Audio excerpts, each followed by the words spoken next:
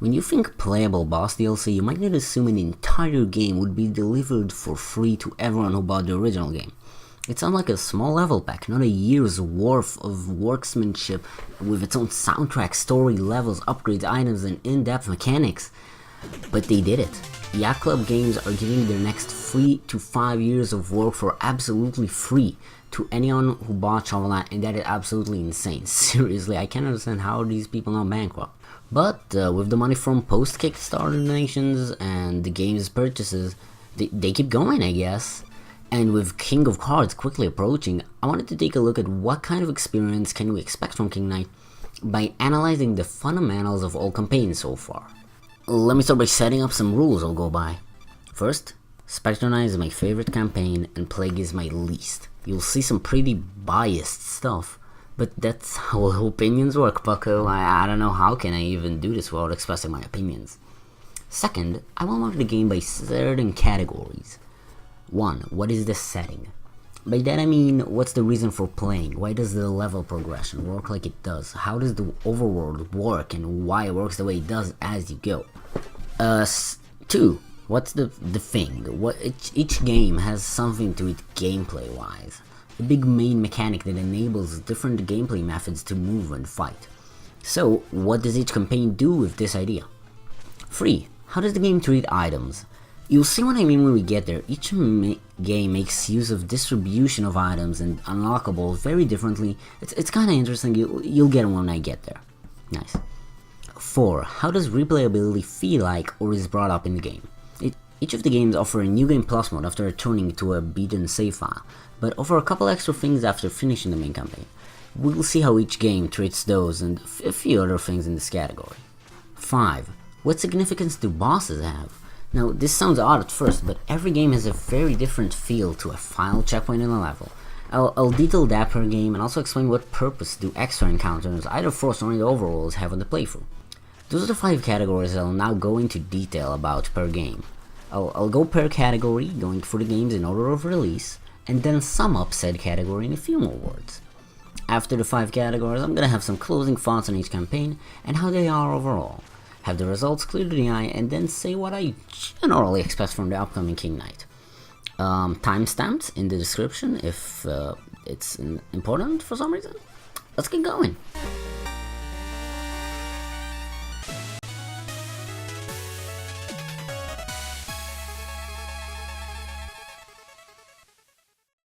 Setting. Shovel of Hope was the team's vision for a retro revival. He had the most backstory and love put into his campaign and the most viral enthusiasm. The game is titled after Shovel Knight, and the game is made as a pure-hearted retro revival. For that, the setting is appropriate, and you'll see this as a main point in a lot of how I present Shovel's campaign. Shovel Knight is a standardish, lovable story of a knight. It takes place in a once peaceful land where evil forces recently took control of people's lives by setting up giant contraptions and buildings, I guess. Shovel Knight is recovering from a loss, and in a burst of denial, decides to go after the Enchantress to truly understand what happens to his girlfriend that fateful day, partner, who cares. The setting is a start to a heroic tale for a town with lovable characters where society is happy on the outdoors, but underneath it's a bit gloomy and a place to specifically cheer up more than just live life. The dethroned king and a rejected dancer are sitting together at the bar. Shovel Knight is just a happy, heroic tale. Plague of Shadows is a spin-off in mine. Yacht Club made it clear that this isn't canon, just a second campaign, and so it was their start on making extra campaigns for the game. It's almost like they ported the ideas and just converted them and did the simple Megamind level of changing the base idea. Instead of saving the world, you are working to conquer it. The ending is also identical, but hey, why spoil a movie or the game for no reason? It's a quest to dominate your fellow evil knights and becoming stronger than the Enchantress herself. A quest of power by a silly scientist, messing with his co-workers, doing experiments and silly interactions with everything. It's a comedic story in the existing world of the earlier campaigns, a new twist on every NPC and item, and just expanding on an amazing universe of places while still staying very much like the original with some of the levels. Spectre of Torment is a prequel, not a spin-off, a canonical prequel. It doesn't try to tie up loose ends though from Shovel Knight, because Shovel Knight didn't try to make those, but it just extends and jokes. It gives seemingly sourceless bits that are so much fun when that connection snaps, and instead of reversing some NPC interactions, it expands on their life and plunges you back into the lovable world of Shovel Knight. The Tower of Fate sounds like a gloomy concept to be a part of, but all the NPCs here are just glad to be part of the project, happy to be invited, and just have a good time overall. It's Bowser's minions combined with Nocturne Alley sort of deal. It's a very different approach, but it's still very fun to explore. The one interesting thing is that unlike the two other campaigns, this hub world is the only non-level area in the game. There's no SMB freestyle map or even post-level segments. You're always back in the town and every extra encounter is forced, scripted and happens there, unlike the other games. So those were the settings to each game. Shovel Knight is the start of an heroic adventure, Plague is a spin-off with all the right lines in all the right places, and Spectre is a grim and green look at the established world of the two previous games that builds up, for better or for best. Now, let's finally talk gameplay. Shovel of Hope is a very bouncy game. His shovel is meant to have the punch of the Castlevania whip, the tight movement controls of Samus, and some other tiny bits, but overall, he was a very agile character, with a very high jump and an important and simple DuckTales hop strike down. And that's what an action platforming character should be. Yes, in terms of character, he was planned the most, but if you compare the core idea, not to the other campaigns, but the other platformers, Shovel Knight is but a perfect vessel for a retro-style hero. Good movement, offense, and learning curve where you can master his mechanics. Pogoing, jump, cancelling your attacks, knowing when to only attack standing up, understanding gold armor, stun locking a boss. Shovel Knight's design is suited for any playstyle you end up trying, trial and error, or mastering a mechanic quickly. The game can get infuriating, but that's me being bad. But this is what these games had back then. You can't bum rush through everything. You need to take a second and examine the area, and Shovel Knight punishes players who can't understand that. Every stage is an adventure of its own, understanding its main gimmick, especially in some of the later levels, for good and for worse, and mastering it once and for all up until the boss. Plague of Shadows is weird as hell. If Cuphead didn't come out a few days ago, I would not have been able to properly describe how Plague Knight plays out, because I couldn't properly understand what kind of platformer did Plague Knight play as. What did it even feel like? But Plague Knight is a scary experiment.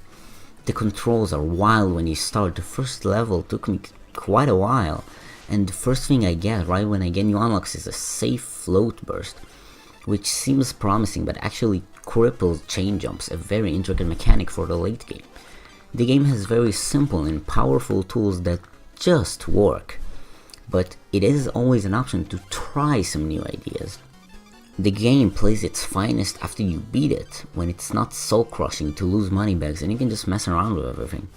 Cuphead clarified this to me because, yeah, the base shooting works well, but why not try 30 other ideas that only might work and change up the flow of the game? I think the main issue with this is that the player will get too scared to try those out while I was going through the game, and that problem also pops up later, and we'll get into that. Spectre of Torment is a quick, action-packed stomp fest. There's no need to make a build-up for this. This game is challenging but never gets infuriating, well, and somehow makes the base mechanic of purely dash slashing interesting, without the stage gimmicks becoming too obnoxious. They're all usually enemies or tiny obstacles, but they all fit the theme very well, and make the game a more consistent experience with, I think, no downtime. Yeah, I like all the stages. And lets the players get used to the base controls at any pace, by having both all levels unlocked from the very start and having all levels not be too obnoxiously different from one another. When writing these three parts, I really had to stop myself at various places because I had to keep a key element for the next topic that matters a ton to level designs and changes drastically between those three characters. We need to talk items. Each game handles relics, curios, or arcana. I'll just call it items for now. Each game handles items very differently. Shovel of Hope, like I mentioned earlier, was made with major nostalgia in mind. Whenever someone discusses what they love about Mega Man, the boss items and quick kills are a staple of the franchise, and Shovel Knight takes that mentality of key items in games a bit further. Items like the Dust Knuckles are a major advantage over players who don't have it, and that's kind of a weird sentence to hear in 2017, but again, more of a retro thing. This game treats items as secrets and hides them that way, and does so part of a journey as a hero. Plague of Shadows gives zero shits about items. I have yet to properly use an item as either an advantageous technique or any situation just for fun. Useful items in Plague Knight are presented as worthless, traded to more wanted items by Plague Knight, and I felt like these items serve almost no purpose. The bomb/burst combo, as well as health recovery being separated from any item but its own thing, which was clever. Those two just overshadow any relic Plague has, and the fact that spamming one makes you recharge the entire thing to use anything again doesn't make me want to experiment with relics at all. I don't understand what did they do other than to be fun that one time you use them, but that's it. But Spectre of Torment is a stomp fest again, and the game plays like it in all the ways. Items are powerful, menacing damage dealers. There aren't new ways to swing at the nearest enemy like in Shovel Knight. These things are beasts. This campaign also doesn't hide these, not by a hidden passive way, not by beyond 30 special coins per level. Jeez, who thought this was okay? This removes all meaning to the collectible, makes the game linear. Okay, focus. This is about Spectre of Torment. Spectre spreads 10 tiny extra effort skulls per level, and by just stomping through the level you'll find about 4 to 5 of these, but you can find them all if you're looking closely. The way to get these is right outside your hub entrance, and the game also shows you multiple ways to use each one just as you get it. And to be honest, I might not like tutorials, but this was fun, and understanding how to get all the gold within the little bonus area helps the player make full use of the item. And the upgrades, which are a bit too easy to get, I barely had time to use the normal relics. But yeah, those upgrades make the things a beast. This game is meant to be played until you reach godlike status, and when you do there's no way down. But the experience is still fun. Going through walls, slowing time, stacking damage on bosses, stopping all projectiles. Once again, Spectre Knight is a game about purely kicking ass. Items are those extra bits to the games that let you try and think one step ahead of the level and try and see if you can use something other than your usual attack to your advantage purely by your own skill and knowledge. Something that's best done once was probably done worse once.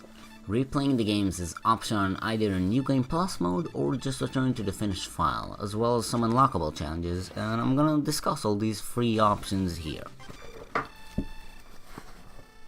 Shovel of Hope's New Game Plus makes you take 2 full hearts of damage whenever you get hit, and also removes all but 2 checkpoints from each stage, one before the mid-stage mini-boss and one before the boss.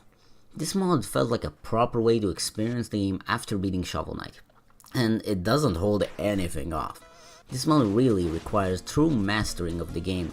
Trial and error won't get you far in this one. Returning to your file without starting New Game Plus lets you work on your completion rates, go back and find all the music shits you missed and all that. Since the levels are shaped in a way that you'll have fun no matter how you beat them, you don't ever revisit a stage just to see what else can you do there just for fun, because you had your time with it. The challenges are also a good place to test your skill and put a much bigger emphasis on understanding how to use your relics against bosses, which is nice for future playthroughs if you're into that whole jam. I didn't replay Plague of Shadows because I didn't enjoy it, but I think it does the same thing with checkpoints, and there's also challenges and getting all the trillion fucking coins per level, I guess. Moving on. Spectre of Torment took so many spins in the first 2 games, and it keeps going. New Game Plus is actually a new challenge since, hey, smart guy, now you beat the game and know how to stomp the world with curios, so just kinda make using those hard. It merges your HP and magic bar so you can't refill your HP with the magic refill item, and slowly drains your magic. But you can't die from that, you get to a minimum, and to my surprise, there's also some cures that still work in that state.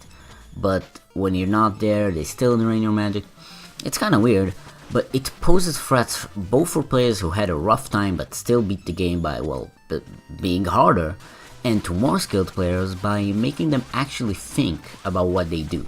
Replaying stages from the normal game is also a ton of fun because you get to mess with items you didn't have unlocked at that point, and the usual collecting, you know. Challenges also serve as a nice method for players who missed out on upgrades or the power of them, since each boss challenge focuses heavily on one of the upgrade heroes. Seriously, even a health one. I don't know how they do that. The replay value is pretty strong overall, and the universe the games take place in and the boss challenges are very nice because bosses are, well, let's just say this, bosses are a big thing for games. Especially platformers. Usually dealing damage throughout levels in platformers is towards enemies, basically dodging their attack until they can get close and personal, or the more, you know, like it's with gold armors, where it's a head-to-head tactic. But bosses are a big change. It's no longer about getting to the other end of the screen, it's using all the tidbits of combat you used in the 2 to 10 minute long attempt series. Let's get a bit more in depth. Shovel Hope's bosses are often preferably fought using an item from earlier in the stage or the previous world part, as those are the items the game can rely on the fact you have the most. The fact that chain attacks cause Shovel Knight to get pushed back every time he hits the boss cause the fights to stretch for quite a bit longer, and let all bosses show off just about all their moves. And they usually feel like a proper medium to hard challenge compared to the relative stage, and just feel like a fun balanced fight that you can sink some time into. Plague of Shadows is interesting in bosses, since first of all, because it's a boss, you might instinctively remember to use items, so that's nice. And the weapon customization is at its highest function here. Each boss I felt like was optimally fought with very different combinations from one another. I'm sure this was in the dev's mind, but since you don't get the items from within the levels, you need to figure out each one of these optimal ideas by yourself, and I think that makes a ton of bosses much more challenging compared to Shovel Knight, and I like that, I really like that. Then on the complete other end of the spectrum is Spectre of Torment. It's here to show you which playable boss is the boss. Curio overuse is at its finest, and you don't get knocked away while swinging, and your swing rate and range is much higher. Swing at the right time and use the damagingness ability and you can be a quick kill machine. Just go to Tohloo's channel and watch some quick kill videos. Oh my god, I love those. The bosses are a little treat after the already kinda easy levels, and if it wasn't so fun, I'll be real, these battles would have been severely underwhelming. But they are fun, and I think that settles it. So, that was it, the final nail in the coffin, the final bean in the coffee, the final challenges. I'd also like to add that since Spectre is such a quickly played game, I'm okay with it not having overall boss encounters, and all 3 campaigns have annoying Black Knight final fights, annoying-ish Enchantress fights, and really fun yet short final bosses. Had to point the obvious out, but you know. So those were the 5 main categories, and now you're gonna see me sum these up in the most simple way in this table I popped on screen throughout the video. Pause and read it because I'm gonna keep talking in 0 seconds. Shovel Knight is a good campaign I struggled with a ton but enjoyed overall. It's a perfect execution of what they promised with the original Kickstarter, and it's a good heroic tale. Plague Knight is a weird thing to me. Its core design's elements are based on weird controls, janky punishment, and a weird experience. It felt like a kinda rushed game, but it really wasn't, and I cannot understand so many design decisions about it. Weird spin-off about an equally comical character.